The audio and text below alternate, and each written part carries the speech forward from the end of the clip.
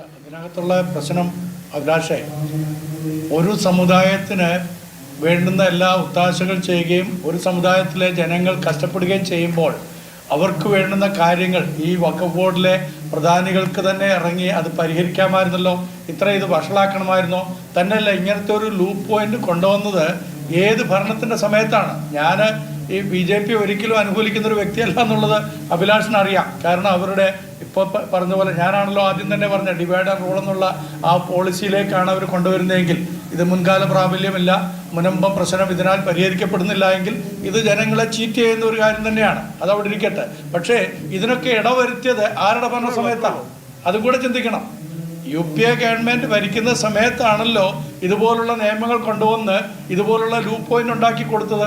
അതുകൊണ്ടല്ലേ ഇവിടെ divide and rule എന്നുള്ള പോളിസിയിലേക്ക് മറ്റുള്ളവർക്ക് തല വെക്കുവാനായിട്ട് ഇടയായിത്തീരുന്നത്.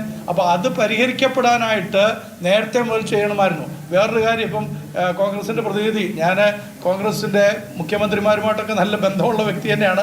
ഛത്തീസ്ഗഡിൽ നിങ്ങളുടെ മുൻ മുഖ്യമന്ത്രിയോട് നേരിട്ട് അവിടുത്തെ ക്രൈസ്തവർക്ക് നേരെ ഉണ്ടായ പീഡനങ്ങളെക്കുറിച്ച് സംസാരിച്ചപ്പോൾ അദ്ദേഹം ഇതൊന്നും അറിഞ്ഞിട്ടില്ലെന്നാണ് പറഞ്ഞത്.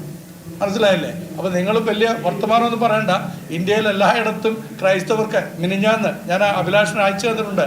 മിനിഞ്ഞാന്ന് ഇവിടെ ജബൽപൂരിൽ ഒരു 9 അച്ഛന്മാരെയാണ്, സെൻറ്റ് അലോഷ്യസ് കോളേജിലെ 9 അച്ഛന്മാരെയാണ് കയറി അകാരണമായിട്ട് മർദ്ദിച്ചിരിക്കുന്നത്.